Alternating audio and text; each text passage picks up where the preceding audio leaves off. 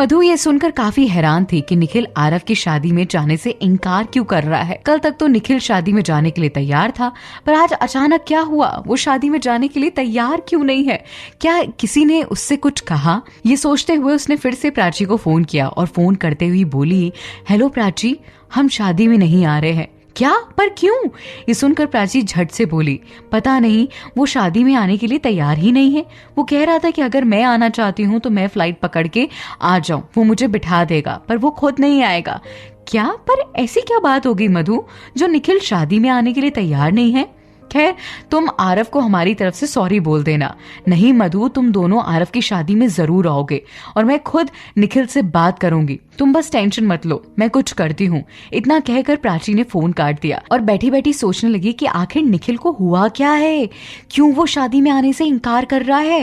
ये सोचते हुए वो अपनी केबिन से बाहर निकलकर आरव के पास जाते हुए बोली, निखिल से कोई बात हुई क्या तुम्हारी? कुछ कहा क्या तुमने उसे? नहीं तो प्राची, पर क्या हुआ बताओ ना।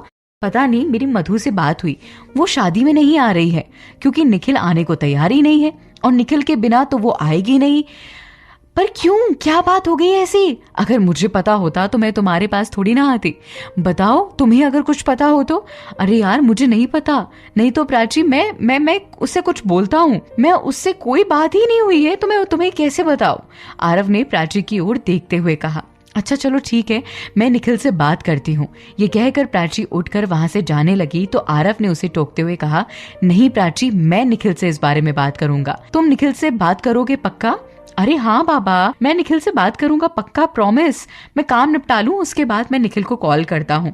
आरव की बात सुनकर प्राची वहां से चली गई और अपने केबिन में बैठ के मैनेजर रीटा के साथ कुछ इंपॉर्टेंट डॉक्यूमेंट पर साइन करने लगी। प्राची के जाते ही आरव ने निखिल को फोन किया।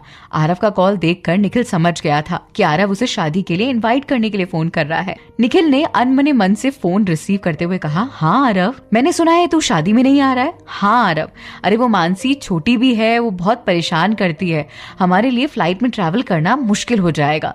देखो निखिल, मानसी का बहाना बनाना बंद करो, समझे? और मैंने जितना कहा है उतना सुनो। तुम शादी में आ रहे हो मतलब आ रहे हो। तुम शादी में नहीं आए तो सोच लेना, मैंने तुम दोनों की फ्लाइट की टिकट बुक करवा दी है, तुम दोनों आ रहे हो। आरव ने इतना कहकर फोन काट दिया। क्या हुआ? किसका फोन था? मधु ने निखिल के पास आकर कहा, आरव का, उसने हमारे जाने की टिकट बुक करवा दी है। समझते क्यों नहीं है वो लोग कि मुझे नहीं जाना? निखिल ने गुस्से में अपना फोन टेबल पर फेंकते हुए कहा। निखिल को ऐसे गुस्से में देखकर मधु ने निखिल के कंधों पर हाथ रखकर उसे समझाया, निखिल वो हमारे अपने हैं, वो जो हमारे लिए करते हैं ना कि कोई और करता है। प्लीज चलो ना, प्राची को भी खुशी होगी, वैसे भी वो बेचारी अकेली होगी वहां पर। प्लीज मेरे लिए ना सही, प्राची के लिए, तुम तो उसे बहन जैसा मानते हो ना, चल लो ना प्लीज। मधु ने निखिल से जिद करते हुए कहा। ठीक है, पैकिंग कर लो, निखिल ने अनमने मन से जवाब दिया। मधु ये सुनकर बहुत खुश हो गई और शादी में जाने के लिए पैकिंग करने लगी।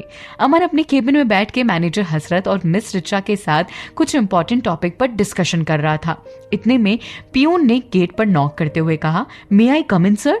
पियून की आवाज सुनकर अमन ने उसे अंदर आने की इजाजत दी तो वो अंदर आकर बोला, सर मिस्टर रूबल चौधरी आपसे मिलना चाहते हैं। ये सुनकर अमन चौंकते हुए बोला, क्या वो मुझसे मिलना चाहते हैं? अच्छा ठीक है, उन्हें अंदर ले आओ ना। रूबल चौधरी को अंदर आता देख मैनेजर हसरत और मिस रिचा प्रिवेसी देते हुए वहां से चुपचाप चले गए।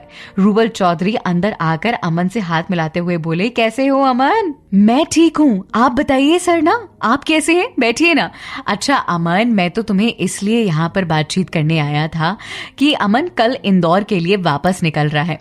अच्छा अमन, मैं कल इंदौर के लिए वापस निकल रहा था तो सोचा एक बार तुमसे मिल लूं। तुम भी इंदौर आ रहे हो ना आरव की शादी में? ये सुनकर अमन कुछ सोचकर हिचकिचाते हुए बोला, आरव की शादी में? सॉरी सर, वहां जाना तो मुमकिन नहीं हो पाएगा। क्या? पर अमन कोशिश तो करो, तुम वहां पर आ पाओ।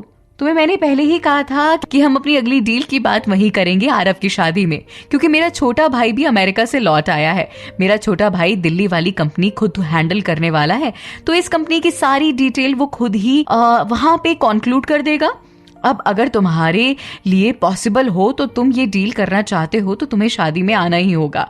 अगर तुम बुरा ना मानो तो कल मेरे साथ ही चल लो, मैं भी जा रहा हूँ। अच्छा चलता हूँ। इतना कहकर रूबल चौधरी अमन का जवाब सुने बिना ही चुपचाप वहां से चले गए। उनके जाते ही अमन बैठे बैठे सोचने लगा कि अब क्या करूं, मैं अगर नहीं जाऊंगा तो मेरा बहुत बड़ा नुकसान हो जाएगा। शॉपिंग तो जिंदगी भर होती रहेगी, पर अभी ये डील करना बहुत जरूरी है। ये चली गई तो बहुत बड़ा लॉस हो जाएगा। ये सोचकर वो जल्दी से वहां उठा और केविन से बाहर निकलने लगा तो इतने में आयशा सामने आ गई। कहाँ जा रहे हो तुम इतनी जल्दी में? मैं तुमसे बाद में बात करता हूँ। इतना कहकर अमन घर लौट गया और अपनी मम्मी के पास जाकर बोला, मम्मी कल मुझे इंदौर के लिए निकलना है। ये सुनकर अमन की मम्मी हैरान होते हुए बोली, बेटा अभी तो तू कह रहा था कि तू शॉपिंग के लिए जाएगा और मैंने पूजा भी रख दी है तेरे लिए। तुम कह रहे थे कि तुम 2 दिन की छुट्टी लेकर रहोगे, ऐसे में मैंने पूजा भी रख दी है। अब तुम कह रहे हो तुम इंदौर जा रहे हो। बेटा इंदौर जाना इतना जरूरी है क्या? अमन की माँ ने हैरान होते हुए बोला। मम्मी आप नहीं समझोगे मेरा वहां जाना कितना जरूरी है। बस समझ लीजिए अगर ऐसे में मैं नहीं गई तो कंपनी की पोजीशन बना के जो मैंने रखी है बहुत बर्बाद हो जाएगी। एक डील मेरे हाथ से निकल जाएगी। मैं ये डील अपने हाथ से नहीं जाने दे सकता। मम्मी मैं आयशा को सॉरी बोल दूंगा, पर आप उसे समझा देना। मैं अपनी पैकिंग करने जा रहा हूँ। अमन अपने कमरे में जाकर पैकिंग करने लगा। उसका मन शादी में जाने का नहीं था। सच कहें तो वो केवल इस डील के लिए वहां जा रहा था। रूबल चौधरी ने कंपनी से वापस आकर आरव को फोन करते हुए कहा, तुमने जैसा कहा था मैंने वैसा कर दिया है। अब देखते हैं उसका क्या रिस्पॉन्स आता है। अभी तक तो उसने कुछ नहीं कहा है। जब तक मेरा ख्याल जाता है वो तुम्हारी शादी में जरूर आएगा। Thank you so much sir, thank you so much. Prachi और अमन को करीब लाना चाहता हूँ मैं, बस यही मौका है मेरे पास। अब आगे क्या होता है फिल्म और अगले एपिसोड का इंतजार करना होगा। ये एपिसोड कैसा लगा नीचे कमेंट करके बताना भी होगा।